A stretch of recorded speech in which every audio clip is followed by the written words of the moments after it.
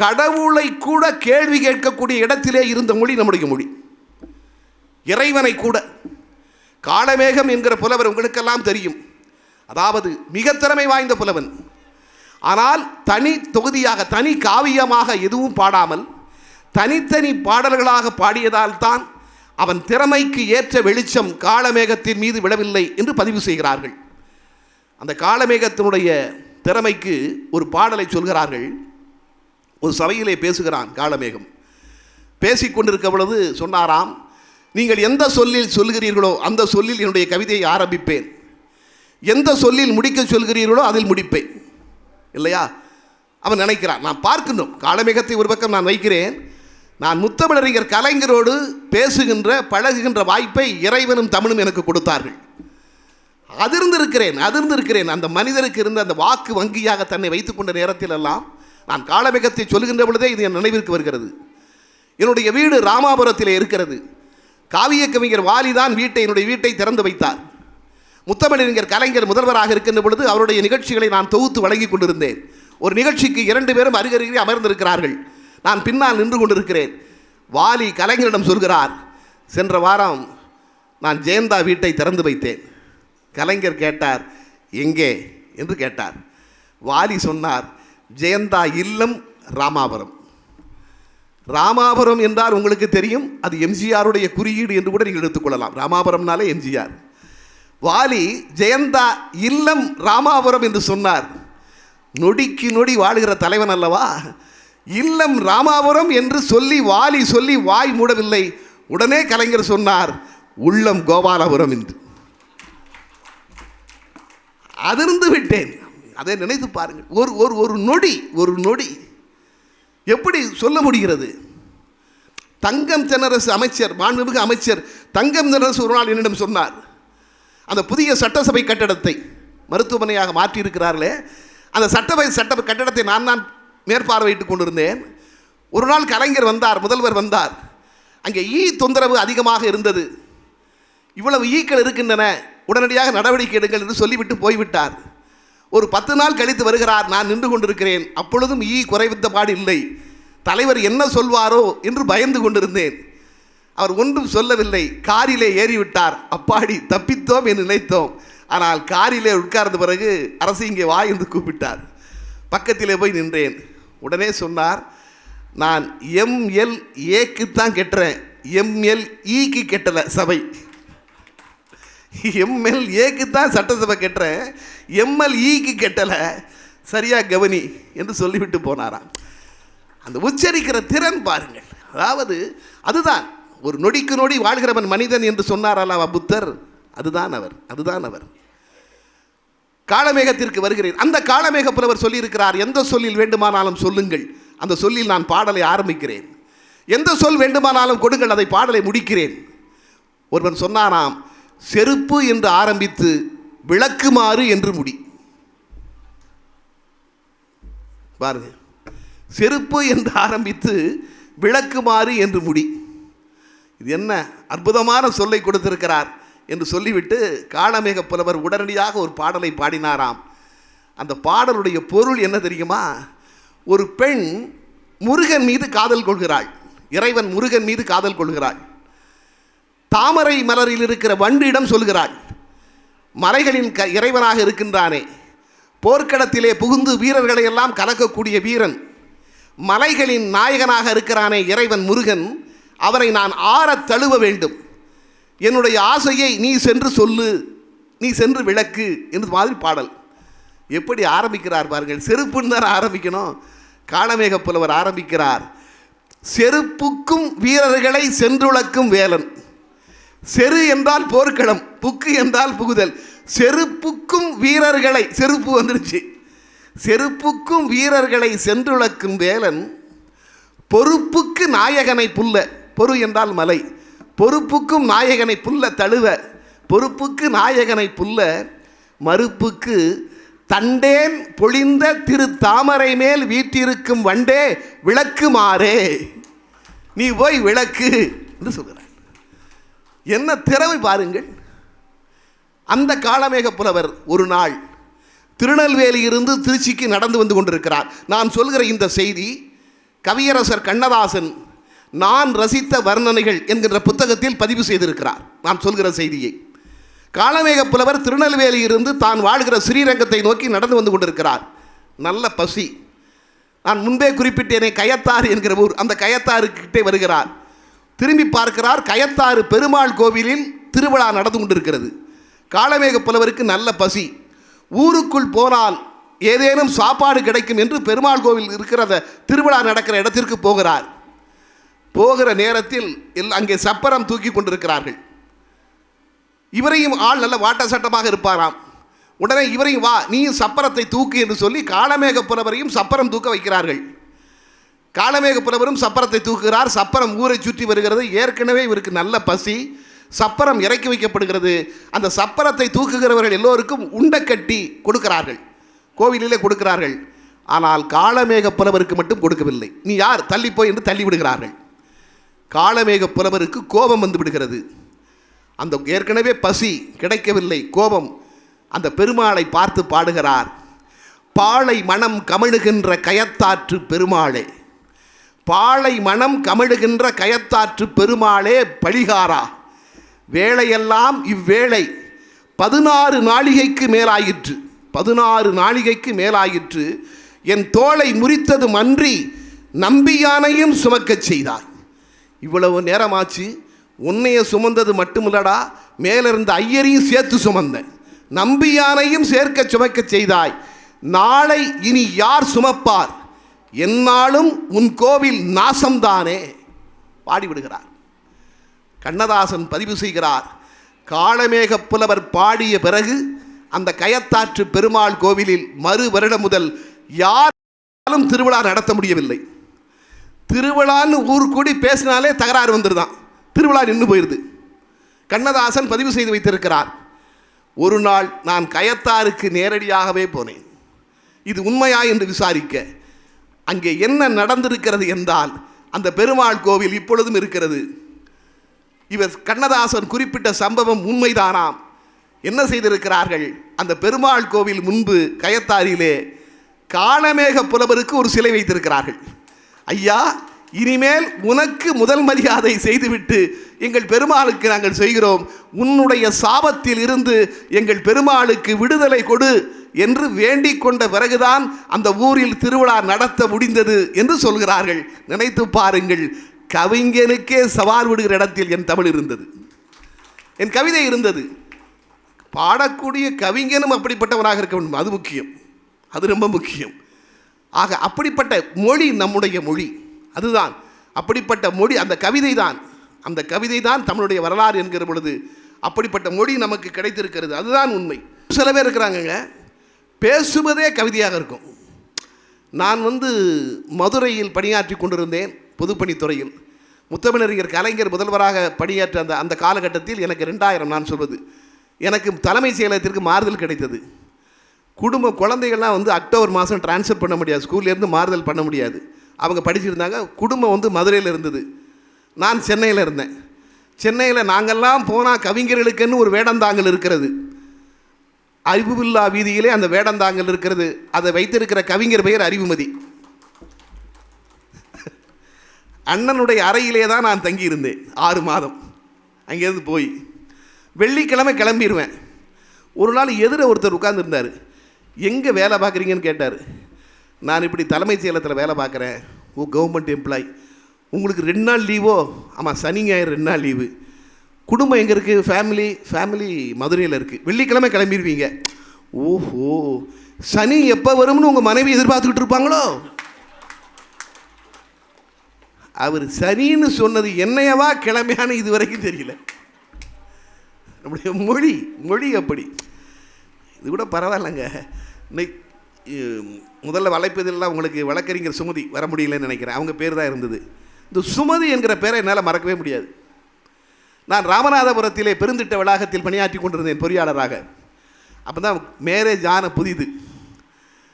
அந்த ஒரு காம்பவுண்டில் தனி குடித்தனம் போயிருக்கோம். 2 வீடு தான். முதல் வீட்டில் ஆள் வரல, நாங்கள் 2வது வீடு, 2 புது வீடு. ஒரு நாள் நான் அலுவலகம் போய்விட்டு மதிய உணவிற்கு வருகிறேன். அந்த ஆள் வராத வீட்டிலே ஒரு சின்ன குழந்தை நின்று கொண்டு இருக்கிறது. அந்த குழந்தை என்னை பார்த்த உடனே, அப்போ தான் பார்க்குற அந்த குழந்தைய துருன்னு இருந்தது. என்னை பார்த்த உடனே ஹேய் அங்கிள் அப்படின்னு என் பக்கத்தில் வந்தது. ஒரு பழகாத குழந்தை, ஆனால் ஏதோ பழகியது மாதிரி என்கிட்ட பேசிச்சு. நானும் அதுகிட்ட பேசிட்டு சாப்பிட போயிட்டேன். சாப்பிட போயிட்டு மறுபடியும் வந்தேன். ஹேய் அங்கிள் அப்படின்னு என்கிட்ட வந்து பேசிச்சு. பாப்பா அவன் பேர், அது ஏற்கனவே பேர் கேட்டிருந்தேன், பேர் சுமதின்னு சொல்லிச்சு. நான் அலுவலகம் கிளம்புறேன். அவங்க அம்மா அப்பாலாம் வாசலில் நின்றுட்டு இருக்காங்க. நான் அது பொண்ணுகிட்ட கொஞ்ச நேரம் பேசிட்டு கன்னத்தை தட்டி ஹேய் சுமதி என் சுந்தரி வரட்டுமா? ஏன்னா சுமதி என் சுந்தரி என்பது சிவாஜி கணேசன் நடித்த ஒரு திரைப்படத்தின் பெயர். நம்ம வேறு கவிஞர் ரைமிங்காக பேசுவேன்னு சொல்லி அது கன்னத்தை தட்டி ஹேய் சுமதி என் சுந்தரி வரட்டுமா அப்படின்னு சொல்லிட்டு போயிட்டேன். மாலையில் வர்ற அந்த சின்ன குழந்தை வாசலில் நின்றுட்டு இருக்கு. என்னுடைய மனைவி என் வீட்டு வாசலில் நிற்கிறாள். அந்த குழந்தை என்னை பார்த்தோன்னா அங்கிள் அப்படின்னுது. அந்த குழந்தைய பார்க்க, குழந்தைகிட்ட பேசுறதுக்காக குழந்தைய நோக்கி போகிறேன். என் வீட்டு வாசல் என் மனைவி வேக வேகமாக வந்து என் கையை பிடிச்சி வேகமாக என் வீட்டுக்குள்ளே எடுத்துகிட்டு போனாப்புல. ஏங்க வாங்குங்க வாங்க, என்னப்பா நீங்கள் வாங்க, நீங்கள் வாங்க. ஏங்க அந்த குழந்தை கன்னத்தை தட்டி என்னங்க சொன்னீங்க? எப்பா ஒன்றும் சொல்லலையம்மா, நல்லா யோசிச்சு பாருங்கள், என்ன சொல்லிட்டு போனீங்க நீங்கள்? ஒன்றும் சொல்லாமா அந்த குழந்தை பேர் சொல்லிச்சு, அதைத்தானம்மா தட்டி சொன்னேன். ஏங்க அந்த குழந்தை பேர் சுமதி, நீங்கள் சுமதி நான் சொன்னீங்க, அது சும்மா ரைமிங்காக சுமதி என் சுந்தரின்னு சொன்னேன். ஏங்க அப்படி சொன்னீங்க? எப்பா அது சிவாஜி நடித்த படம் பேர், சும்மா ஒரு ஜாலியாக இருக்கட்டுமேனு சுமதி என் சுந்தரின்னு. அதில் என்னம்மா தப்பு? எங்க அவங்க அம்மா பேர் சுந்தரியாங்க. அது எனக்கு தெரியாது, அன்னைக்கு தான் குடி வந்திருக்காங்க. அதாவது ஒரு கவிதை மாதிரி பேசலாம் நினைச்சாலே பிரச்சனை வந்துடுது பாருங்க. நீங்கள் நினைத்து பாருங்கள் பெரியவர்களே, தமிழினுடைய வரலாறு என்பதே தமிழ் கவிதைகளின் வரலாறு தான். தமிழ் நாவல்களின் வரலாறு கிடையாது, தமிழ் கட்டுரைகளின் வரலாறு கிடையாது. தமிழின் வரலாறு என்று சொல்லப்போனாலே அது தமிழ் கவிதைகளின் வரலாறு தான். நமக்கு செம்மொழி அந்தஸ்தை முத்தமிழறிஞர் கலைஞர் பெற்றுத்தந்தார் தமிழுக்கு. 20 நூற்றாண்டு வரலாறு நம் தமிழுக்கு இருக்கிறது என்று சொன்னார்கள். நான் கல்லூரிகளிலே புத்தக கண்காட்சிகளிலே பேசுகின்ற பொழுதெல்லாம் மறைமலை அடிகள் கொடுத்த அந்த வரலாற்றை பதிவு செய்வேன். பலர் அதை அறிந்திருக்கக்கூடும், ஆனால் அதை அறிந்திராத ஒரு சிலர் இந்த சபையிலே இருந்தால் கூட அவர்களுக்கும் இது போய் சேர வேண்டுமே என்கிற எண்ணத்தில் தான் அதை நான் பதிவு செய்வேன். மறைமலை அடிகள் ஒரு பட்டியல் கொடுத்தார். நம்முடைய தமிழுக்கு என்ன வரலாறு இருக்கிறது என்று ஒரு பட்டியல் கொடுத்தார். அவர் சொன்னார், 1ஆம் நூற்றாண்டில் தொல்காப்பியம், 2ஆம் நூற்றாண்டில் சங்க இலக்கியங்கள், சிலப்பதிகாரம், மணிமேகலை, இவை போன்ற சங்க இலக்கியங்கள், 50 காவியங்கள் என்று வைத்துக் கொள்ளுங்களேன். 1ஆம் நூற்றாண்டில் தொல்காப்பியம், 2ஆம் நூற்றாண்டில் சங்க இலக்கியங்கள், 3ஆம் நூற்றாண்டில் திருவாசகம், 4ஆம் நூற்றாண்டில் ஆசாரக்கோவை, 5ஆம் நூற்றாண்டில் பெருங்காதை, 6ஆம் நூற்றாண்டில் கல்லாடம், 7, 8 நூற்றாண்டுகளில் தேவார பாடல்கள், 9ஆம் நூற்றாண்டில் ஆழ்வாரடிகளின் பக்தி பாசுரங்கள், 10ஆம் நூற்றாண்டில் சீவக சிந்தாமணி, 11ஆம் நூற்றாண்டில் பெரிய புராணம், 12ஆம் நூற்றாண்டின் முற்பகுதியில் கந்தபுராணம், பிற்பகுதியில் கம்பராமாயணம், 13ஆம் நூற்றாண்டில் சிவஞான போதம், 14ஆம் நூற்றாண்டில் தலபுராணங்கள், 15ஆம் நூற்றாண்டில் வில்லிபுத்தூரார் பாரதம், 16ஆம் நூற்றாண்டில் திருவிளையாடற் புராணம், 17ஆம் நூற்றாண்டில் தேம்பாவணி சீரா புராணம், 18ஆம் நூற்றாண்டில் தாயுமானவர் பாடல்கள், 19ஆம் நூற்றாண்டில் வள்ளலார் பாடல்கள், 20ஆம் நூற்றாண்டில் மகாகவி பாரதி பாடல்கள் என்று 20 நூற்றாண்டு வரலாறு என் தமிழுக்குத்தான் இருக்கிறது என்று சொன்னார் மறைமலையடிகள். அந்த 20 நூற்றாண்டு வரலாறு என்பது தமிழ் கவிதைகளின் வரலாறு தான். அதுதான் நமக்கு இருக்கிற பெருமை. உண்மையிலேயே அப்படி மூத்த மொழிதானா என்கிற சந்தேகம் கூட சிலருக்கு வரக்கூடும். அதற்கு பதிலாக கவிக்கோ அப்துல் ரஹ்மான் ஒரு எழுதிய கட்டுரை எனக்கு நினைவிற்கு வருகிறது. உங்களுக்கு தெரியும், தமிழுக்கு கிடைத்த கலீல் கிப்ரான் கவிக்கோ அப்துல் ரஹ்மான். கவிக்கோ அப்துல் ரஹ்மான் ஒரு முறை ஒரு எம்மொழி செம்மொழி என்று ஒரு புத்தகம் எழுதியிருக்கிறார். அதிலே ஒரு கட்டுரையிலே எழுதுகிறார், ஒரு நாள் நான் வீட்டிலே அமர்ந்து தொலைக்காட்சி பார்த்து கொண்டிருந்தேன். அந்த தொலைக்காட்சியில் திரைப்பட பாடல்கள் ஒலிபரப்பாகி கொண்டிருந்தன. அதிலே ஒரு பழைய பாடல் வந்தது. தன்னுயிர் பிரிந்ததை பார்த்தவர் இல்லை, என்னுயிர் பிரிந்ததை பார்த்து நின்றேன் என்று ஒரு பெண் பாடுவதைப் போல பாடல். அந்த பாடலை கேட்டவுடன் அதை எழுதிய கவிஞர் மீது எனக்கு கோபம் வந்தது. அவர் அந்த கவிஞருடைய பெயரை குறிப்பிடவில்லை. அந்த பாடலை எழுதியவர் என் ஞான தந்தை என்று நான் கொண்டாடுகின்ற காவிய கவிஞர் வாலி. வாலி எழுதிய பாடல் தான் அது. அவர் பெயரை குறிப்பிடவில்லை அந்த கட்டுரையிலே. அந்த பாடலை கேட்டவுடன் கவிஞர் மீது எனக்கு கோபம் வந்தது. ஏன் கோபம் வந்தது என்றால், இந்த ஆள் காப்பி அடிச்சிருக்கிறான், இந்த பாட்டை எழுதிய கவிஞர் காப்பி அடிச்சிருக்கிறாரு. இதே பொருளில் சில ஆண்டுகளுக்கு முன்பு ஒரு ஹிந்தி பாடல் ஒரு திரைப்படத்திலே வந்தது. ஹிந்தி படத்தில் காதலி பிரிந்து போகின்ற பொழுது காதலன் பாடுகிறான், தன்னுயிர் பிரிந்ததை பார்த்தவர் இல்லை, என்னுயிர் பிரிவதை பார்த்து நின்றேன் என்கின்ற பொருளில் ஹிந்தி பாடல் வந்தது. தமிழில் அப்படியே உல்டா பண்ணிட்டாங்க. இங்கே வந்து காதலன் பிரிகின்ற பொழுது காதலி பாடுவது மாதிரி வைத்து, ஆனால் அதே பொருளில் அதே பாடல். அதனால் ஹிந்தியிடமிருந்து இவர் களவாடி இருக்கிறார் என்று நான் நினைத்தேன். என்னுடைய பாராட்டை ஹிந்தி கவிஞனுக்கு கொடுத்திருந்தேன். சில நாட்கள் சென்றன, நான் உருது கசல் தொகுப்பு ஒன்றை படித்து கொண்டிருந்தேன். எந்த கற்பனை ஹிந்தி கவிஞனுக்கு சொந்தம் என்று நினைத்து நான் பாராட்டினேனோ அதே கற்பனையில் ஒரு உருது பாடல் இருந்தது. ஆக இந்த உருது கசல் தொகுப்பிலிருந்து ஹிந்தி கவிஞன் திருடி இருக்கிறான் என்று நினைத்து என்னுடைய பாராட்டை ஹிந்தி கவிஞனிலிருந்து பிடுங்கி உருது கவிஞனுக்கு கொடுத்து விட்டேன். சில நாட்கள் சென்றன, பாரசீக கவிஞானி அதியினுடைய ஒரு கவிதை தொகுப்பை புரட்டி கொண்டிருந்தேன். எந்த கற்பனை உருது கவிஞனுக்கு சொந்தம் என்று நினைத்தேனோ அதே கற்பனையில் ஒரு பாரசீக பாடல் அந்த புத்தகத்திலே இருந்தது. ஆக இந்த பாரசீக கவிஞனிடமிருந்து உருது கவிஞன் திருடி இருக்கிறான் என்று நினைத்து என்னுடைய பாராட்டை உருது கவிஞனிருந்து பிடுங்கி பாரசீக கவிஞானி சதிக்கு கொடுத்து விட்டேன். அதுவும் சில நாட்கள் தான் நீடித்தன. ஒரு நாள் நான் தொல்காப்பியத்தினுடைய பொருள் அதிகாரத்திற்கு நச்சினார்க்கினியர் எழுதிய உரையை படித்து கொண்டிருந்தேன், கணவியல் உரையை.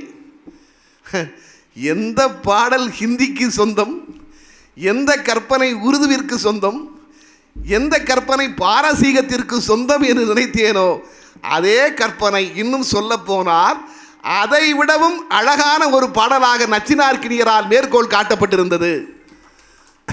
அதிலே காதலன் பாடுகிறான், உயிரை பார்க்க முடியாது என்று சொன்னவர்கள் கொஞ்சம் கூட கூசாமல் பொய் சொல்லி இருக்கிறார்கள். என் உயிரை பார்க்க முடியும், என் உயிர் ஒரு பெண் வடிவமுடையது, அது நடக்கும், பேசும், அதற்கு குளிர்ச்சியான கண்கள் உண்டு, நல்ல தோள்கள் உண்டு என்று அந்த பாடலுடைய பொருள் என்று சொல்லிவிட்டு அந்த பாடலை அப்துல் ரஹ்மான் மேற்கோள் காட்டியிருந்தார். காணா மரபிற்று உயிரென மொழிவோர் நாணிலர் மன்ற பொய் மொழிந்தனரே, யாம் காண்டும் எம் அரும்பரல் உயிரே, சொல்லும் ஆடும் மென்மல இயலும் கணைக்கால் நுணுகிய நுசுப்பின் மழைக்கண் மாதர் பனை பெரும் தோட்டே என்று அந்த பாடலை காண்பித்திருந்தார். அப்பொழுதுதான் சொன்னார், ஒரு கவிதை என்பது கவிஞனால் கொண்டு வரப்படுவது அல்ல, அது கவிஞனின் வழியாக வருகிறது, கவிஞனின் வழியாக வருகிறது. அப்படித்தான் என் மொழியின் வழியாக எல்லா கற்பனைகளையும் முதலாகவே என் மொழியின் வழியாக வந்துவிட்டன என்று கவிக்கு அப்துல் ரஹ்மான் அதிலே பதிவு செய்வார். ஆக தமிழினுடைய வரலாறு என்பது தமிழனுக்கு இருக்கிற பெருமை என்பதும் தமிழ் கவிதைகள் தான் என்பதில் இரண்டாவது கருத்தே இருக்க முடியாது. நீங்கள் நினைத்து பாருங்கள், ஒவ்வொரு கவிதையும் படிக்கின்ற பொழுது நமக்கு படிக்கின்ற பொழுது அது சொல்லக்கூடிய கருத்துக்கள் புதிதாக இருக்கிறது. கவிதை புதிதாக இருக்கிறது. நான் கைகளில் வைத்திருக்கிறேன் ஒரு புத்தகம், விடை தேடும் வினாக்கள், முனைவர் ரா செல்வ கணபதி அவர்கள் எழுதிய புத்தகம். இந்த புத்தகத்தை படிக்கின்ற பொழுது அதிர்ந்து போனேன். ஒரு செய்தியை அவர் சொல்கிறார். நாம் எல்லோரும் கொண்டாடி கொண்டிருக்கிறோம் திருக்குறளை. அதிலே ஒரு திருக்குறள் சொல்லுகிறார் அவர், யான் நோக்கும் காலை நிலம் நோக்கும், நோக்காக்கால் தான் நோக்கி மெல்ல நகும். இன்பத்து பாலிலே இருக்கின்ற குறள். இதற்கு யார் எழுதிய உரையையும் நீங்கள் எடுத்து பாருங்கள். யாருடைய உரையை வேண்டுமானாலும் நீங்கள் எடுத்து பாருங்கள். அதற்கு உரை என்ன எழுதுகிறார்கள்? ஒரு இளைஞனுடைய குரலாக அந்த திருக்குறள் இருக்கிறது இல்லையா? அவன் சொல்லுகிறான், நான் பார்க்கின்ற பொழுது அவள் மண்ணை பார்க்கிறாள், நிலத்தை பார்க்கிறாள். நான் பார்க்காத பொழுது அவள் என்னை பார்த்து மெல்ல சிரிக்கிறாள், மெல்ல நகுகிறாள். இதுதான் எனக்கு தெரிந்து நான் பார்த்த எல்லா உரையிலும் இப்படித்தான் இருக்கிறது. ரா செல்வ கணபதி ஒரு கேள்வி கேட்கிறார்.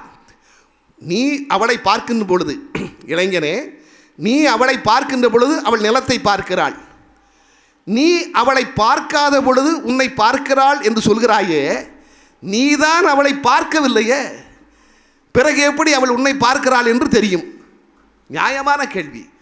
ஆனால் சொன்னது தெய்வ புலவன். அவர் தவறாக சொல்லுவாரா? அவர் எழுதுகிறார், உண்மையான பொருள் அது அல்ல, அதிலே ஒரு சின்ன விஷயம் ஒளிந்திருக்கிறது என்று சொல்லிவிட்டு எழுதுகிறார். அதில் சொல்கிறார், பேருந்து நிலையத்தில் நிற்கிறோம் நான் அதை கொஞ்சம் மாற்றி சொல்வேன். விழுப்புரம் பேருந்து நிலையத்தில் நிற்கிறோம் நாம் திருச்சிக்கு போக வேண்டும் அல்லது பெரம்பலூருக்கு போக வேண்டும். பெரம்பலூர் பேருந்து வருகிறதா என்று பார்ப்போம். ஆனால் அந்த பேருந்தை மட்டுமல்ல, எல்லா பேருந்துகளையும் நாம் பார்ப்போம், வருகிற பேருந்துகளை எல்லாம். ஆனாலும் கவனம் பெரம்பலூர் பேருந்து வருமா என்று நினைத்து கொண்டே இருப்போம். அதே மாதிரி பார்த்தல் என்பது பொதுவாக பார்ப்பதாம். வள்ளுவர் பார்த்தான் என்று சொல்லவில்லை, நோக்குதல் என்று தான் சொல்லியிருக்கிறார். நோக்குதல் என்றால் அதை குறிப்பாக பார்ப்பதற்கு தான் நோக்குதல் என்று பெயராம். ஒருவன் நோக்கும் பொழுது அண்ணலும் நோக்கினாள் அவளும் நோக்கினாள் என்று தானே கம்பன் சொன்னான். அதாவது ராமனுக்கு சீதை மட்டுமே தெரிந்தாள், சீதைக்கு ராமன் மட்டுமே தெரிந்தான். அதற்கு பெயர் நோக்குதலாம். ஆனால் பார்த்தல் என்பது பொதுவானதான். இவன் பொதுவாக பார்க்குறான், அவளை மட்டுமே பார்க்கல, பொதுவாக பார்க்கும்போது தெரியுது அவள் தன்னை பார்க்கறது. அதைத்தான் வள்ளுவன் எழுதியிருக்கிறார் என்று சொல்லி, நோக்குதல் என்றால் வேறு, பார்த்தல் என்றால் வேறு என்று ஒரு பொருளை எனக்கு தருகிறார். நினைத்து பாருங்கள், இத்தனை காலத்திற்கு பிறகு என் போன்றவர்களுக்கு இது கிடைக்கிறது. அதுதான் தமிழ்.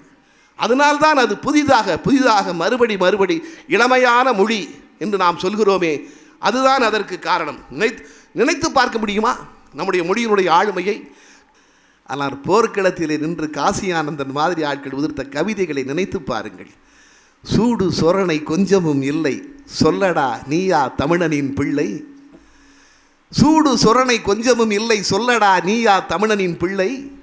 தோட்டத்தில் தன்னை அழித்தவன் வீட்டுக்கே தோரணமாகிறது வாழை. என்ன உதாரணம் பாருங்க. தோட்டத்தில் தன்னை அழித்தவன் வீட்டுக்கே தோரணமாகிறது வாழை. நீயும் நாட்டினில் உன்னை அழித்தவன் காலையே நக்கினாய் நீ ஒரு கோழை.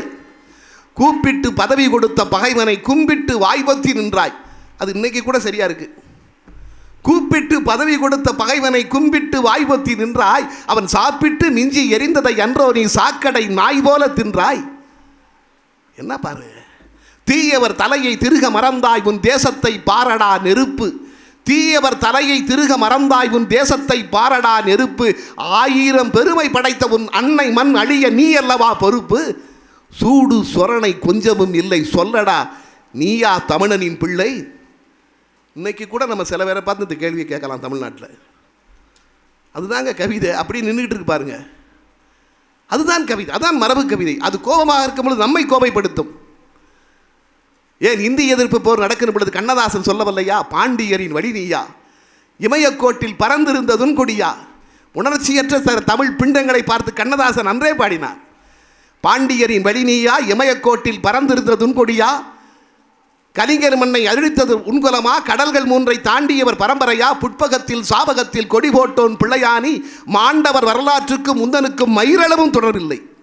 கண்ணதாசன் சொன்னார். அந்த கவிதை இன்றும் நம் நினைவிற்கு வருகிறது, நினைவிற்கு கொண்டு வருகிறார்கள் சிலர். அதுதான் உண்மை. நினைத்து பாருங்கள், அதுதான் மரபு கவிதை. ஏன் காசி ஆனந்தன் கிண்டலா பாடலை அங்கே மரபு கவிதையில் தமிழா, நீ பேசுவது தமிழா, அன்னையை தமிழ் வாயால் மம்மி என்று அழைத்தாய், அழகு குழந்தையை பேபி என்று அழைத்தாய், என்னடா தந்தையை டேடி என்று அழைத்தாய், இன்னுயிர் தமிழை கொன்று நீ தொலைத்தாய். உறவை லவ் என்றாய் உதவாத சேர்க்கை, ஒய்ஃப் என்றாய் மனைவியை பார் உந்தன் போக்கை, இரவை நைட் என்றாய் விடியாதுன் வாழ்க்கை, இனிப்பை ஸ்வீட் என்றாய் அறுத்தறி நாக்கை. கொண்ட நண்பனை ஃப்ரெண்டு என்பதா, கோல தமிழ் மொழியை ஆங்கிலம் தின்பதா, கண்டவனையெல்லாம் சார் என்று சொல்வதா, கண்முன் தாய்மொழி சாவது நல்லதா. வண்டிக்காரன் கேட்டான் லெஃப்டா ரைட்டா, வழக்கறிஞன் கேட்டான் என்ன தம்பி ஃபைட்டா, துண்டுக்காரன் கேட்டான் கூட்டம் லேட்டா, தொலையாதா தமிழ் இப்படி கேட்டா. பாட்டன் கையில் வாக்கிங் ஸ்டிக்கா, பாட்டி உதட்டில் என்ன லிப்ஸ்டிக்கா, வீட்டில் பெண்ணின் தலையில் ரிப்பனா, ஆட வெள்ளைக்காரன் தான் உனக்கு அப்பனா. என்னங்க ஒரு கிண்டல். அந்த எப்படியெல்லாம் மொழியை அந்த காசி ஆனந்தன் கையில் எடுக்கிறார் பாருங்க. நீங்கள் யாழ்ப்பாணத்தை அப்படி பாடுவார். அதுதாங்க மரபு கவியினுடைய ஆற்றல். அதுதான் எங்கள் கவியரசர் கண்ணதாசன். ஏன்னா அவர்களெல்லாம் தமிழாகவே வாழ்ந்தார்கள், தமிழாகவே வாழ்ந்தார்கள். இதை சொல்லி நான் நிறைவு செய்கிறேன். என்னுடைய கவிதைகள் அதாவது நான் சென்னைக்கு வந்து வேலை பார்த்து கொண்டிருக்கிறேன். திடீரென்று எனக்கு ஒரு நாள் தொலைபேசி வருகிறது. நான் சண்முகநாதன் பேசுகிறேன். எனக்கு வந்த தொலைபேசி, நான் கலைஞரின் உதவியாளர் சண்முகநாதன் பேசுகிறேன். தலைவர் உங்களுடைய ஒரு கவிதையை படித்துவிட்டு உங்களுக்கு ஒரு பாராட்டு மடல் எழுதி வைத்திருக்கிறார், அதை வந்து வாங்கி கொள்ளுங்கள் என்று. எனக்கு சந்தேகம், ஐயா என் பெயர் நெல்லை ஜெயந்தா, நீங்கள் எனக்குத்தான் தொலைபேச வேண்டுமா என்று கேட்டேன். வேறுக்கு யாராவது பண்ணுற போனால் எனக்கு பண்ணிட்டாங்களோ ஒன்று. தென்றலோடு சிலதரங்கள் உங்கள் புத்தகம்தானே, உங்கள் புத்தகத்தை படித்துவிட்டு தலைவர் ஒரு பாராட்டு மடல் எழுதியிருக்கிறார், வந்து வாங்கி கொள்ளுங்கள். போனேன். அண்ணன் சொன்னார், அண்ணன் அறிவுபதி சொன்னார், நாளை காலை நீ பாராட்டு மடல் வாங்குகின்ற பொழுதே ஒரு நன்றி மடலை கொடுத்து விடு. அதே மாதிரி நான் நன்றி மடலை கொடுத்து விட்டு பாராட்டு மடலை வாங்கி வந்தேன். அன்று இரவு அண்ணனிடமிருந்து மறுபடியும் எனக்கு தொலைபேசி, ஜெயந்தா உன்னை பற்றித்தான் செய்தி சன் தொலைக்காட்சியில் போய் கொண்டிருக்கிறது என்று. என்னை பற்றி என்ன நியூஸ் என்றேன். நீ பார் என்று சொன்னார். அன்றைக்கு முரசொலிக்கு எழுதிய கடிதத்தில் 11/12/2003 அந்த முரசொலிக்கு எழுதிய கடிதத்தில், உடன்பிறப்பே வளர்பிறை கவிஞர் என்று நான் வாழ்த்திய தம்பி நெல்லை ஜெயந்தாவை இன்னும் நேரிலே பார்த்ததே இல்லை. முத்தமிழறிஞர் கலைஞர் அந்த கடிதத்தை ஆரம்பித்து ஒரு பக்கம் முழுவதும் என்னை பற்றியும், அந்த கடிதத்தில் அவருக்கு நான் எழுதிய நன்றி கடிதத்தில் குறிப்பிட்டிருந்த தஞ்சை கவிதை, தஞ்சையில் அப்பொழுது விவசாயிகள் விஷம் குடித்து இறந்து கொண்டிருந்தார்களே, அந்த கவிதையை நான் குறிப்பிட்டிருந்தேன். அன்று தஞ்சை, அன்று நஞ்சை உண்டு சாகுபடி ஆனது, இன்று நஞ்சை உண்டு சாகும்படி ஆனது. இம் என்கின்ற ஒரு எழுத்தை வைத்துக்கொண்டு தஞ்சை விவசாயிகளின் தலையெழுத்தையே இந்த தம்பி சுட்டி காட்டிவிட்டானே என்று ஒரு பக்கம் எழுதினார் முரசொலியிலே. எவ்வளவு உயரத்திலே இருந்த தலைவன் நினைத்து பாருங்கள். ஒரு கவிதைக்காக, நானெல்லாம் ஒன்றுமே கிடையாது அவர் நினைக்கின்ற பொழுது, ஒரு கவிதைக்காக என்னை தேடினார். அன்று முதல் எனக்கும் அவருக்குமான உறவு ஏற்பட்டது. கவிதைகளை அவரை போல ரசிப்பவர்களை பார்க்க முடியாது, அதுதான் உண்மை. ஒரு கவிதையை நாம் எப்படி சொல்ல வேண்டும் என்று சொல்லித் தந்தவர் அவர். நான் வந்து தாம்பரத்திலிருந்து கடற்கரை வரை உள்ள ரயில் நிலையங்களில் ஒரு கவிதை எழுதியிருந்தேன், இந்த ரயில் நிலையம் பேரை வச்சு. அதை கேட்டுவிட்டு சிலர் என்னிடம் வந்து ஆற தழுவினார்கள். நான் சொன்னேன், இது என்னுடைய கற்பனை அல்ல, இப்படி செய்ய வேண்டும் என்று எங்களுக்கு சொல்லி தந்திருக்கிறவர் கலைஞர். டெல்டா மாவட்டத்தில் ஓடுகிற ஆறுகளையெல்லாம் வைத்துக்கொண்டு ஒரு காதல் கவிதை எழுதியிருப்பார். குடமுருட்டி காவிரி பெண் ஆடுகின்ற காட்சி கண்டு காதல் கொள்ளிடம் இதுதான் என்று, கொள்ளிடம் இதுதான் என்று வீர சோழன் வருகின்றான் ஓடம்போக்கி. அந்த கவிதை நீண்ட கவிதை. அதை படித்துவிட்டு தான் அதனுடைய பாதிப்பு. அதிலும் அவர் முதலமைச்சராக இருந்து கொண்டு கும்பகோணத்திலே நடந்த ஒரு மாநாட்டிலே எழுதுகிறார். ஒரு முதலமைச்சருக்கு எவ்வளவு பணிகள் இருக்கும், அதற்கு இடையிலே இந்த கவிதையை அவர் எழுதுகிறார். நான் ஒரு சாதாரண மனிதன். நான் தாம்பரத்தில் ஏறினேன். சானிட்டோரியத்தில் யார் இவள், சங்கிலி சிரிப்பால் என் இதய ஓட்டத்தை இப்படி நிறுத்தியவள், என் குரோம்சோம்களின் பேட்டையில் குடியேறியவளுக்கு குரலோ வளம், பல்லாவரம் பாவையின் விழிகள் திரிசூலம், மீனம் பார்க்க துடிக்கும், பழவன் தாங்கலாகும் அவள் பருவம், பழவன் தாங்கலாகும் அவள் பருவம், பரங்கி மலையான என் இதயத்தையே எப்படி கிண்டினாள் இப்படி. தை தை என்றது மனசு, சை தை என்றது அறிவு. தை தை என்றது மனசு, சைதை என்றது அறிவு. மாம்பலமான மனசுடன் கோடை நுங்கை போல் குழு குழு என்றிருந்த பொழுதும், மாம்பலம் கோடை கோடை கோடம்பாக்கம், நுங்கை நுங்கம்பாக்கம்.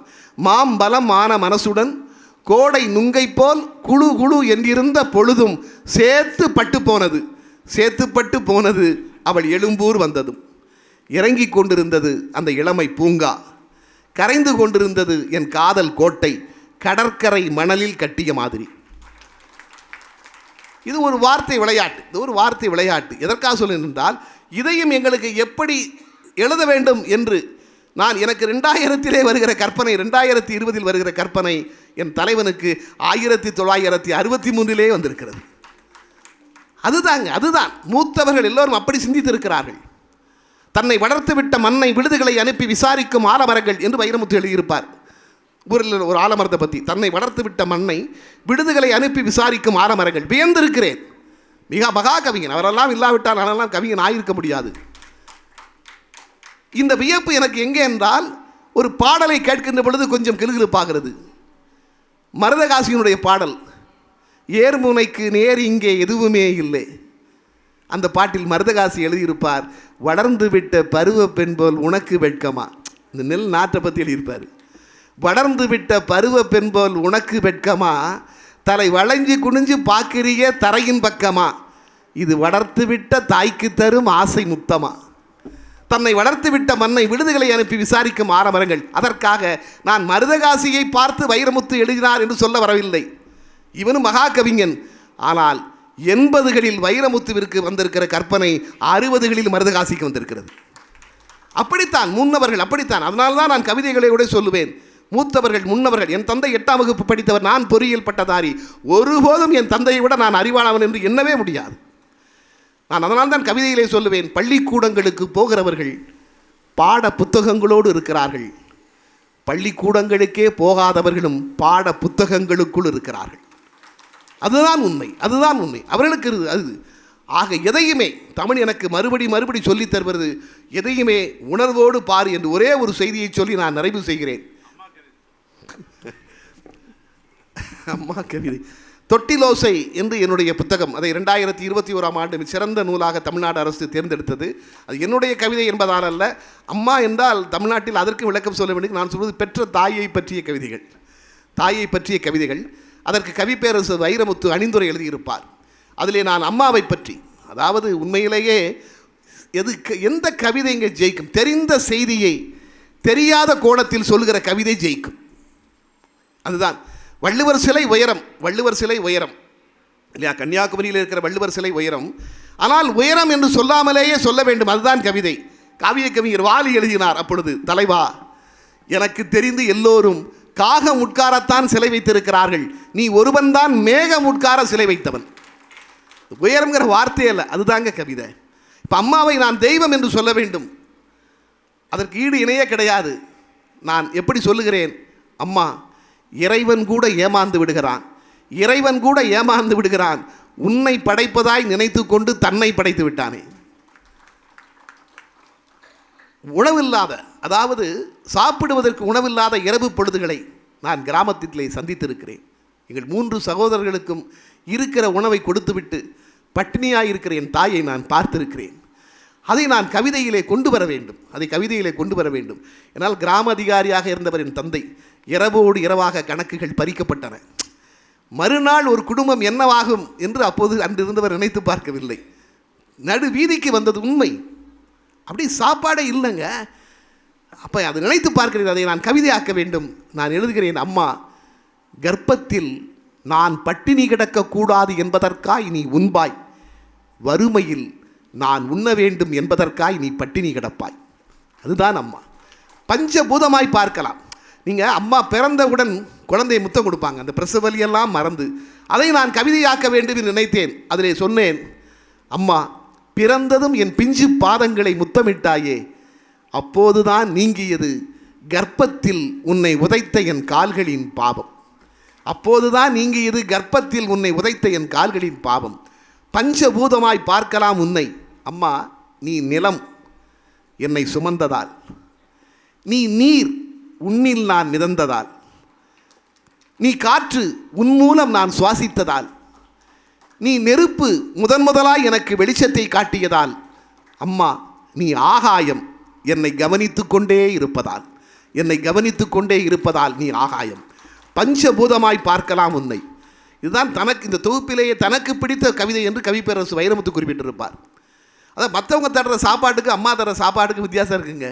அதை நான் சொல்லுவேன், அம்மா எல்லோரும் எனக்கு என் வயிற்றில் உணவிடுகிறார்கள், நீதான் எனக்கும் உன் வயிற்றில் உணவிட்டவள், நீதான் எனக்கும் உன் வயிற்றில் உணவிட்டவள். அந்த அம்மாவை பற்றி எழுதிய எங்கே போனாலும் அந்த தொட்டிலோசைக்கு தொடர்ந்து பரிசுகள். காரணம் அம்மாவை பற்றி கவிதைகள், தாயை பற்றி கவிதைகள் என்பதால்.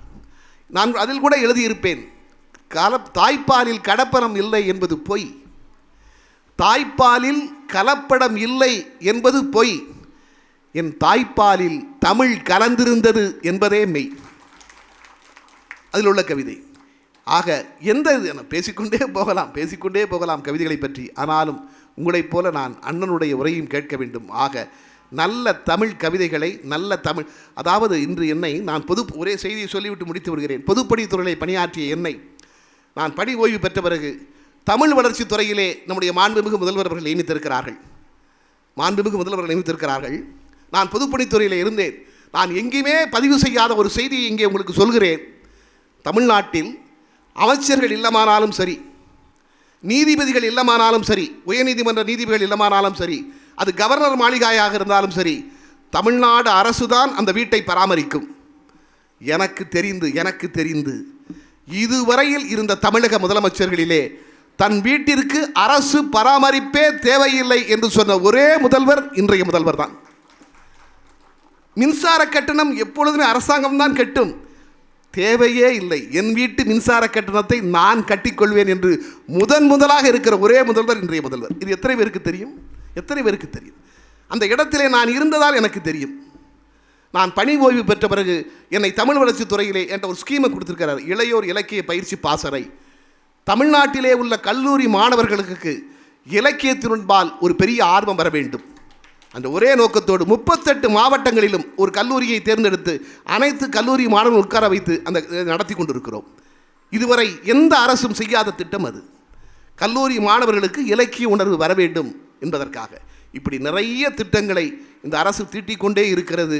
தொடர்ந்து இந்த அரசு தான் அடுத்தடுத்து தீட்டிக்கொண்டே இருக்கும்.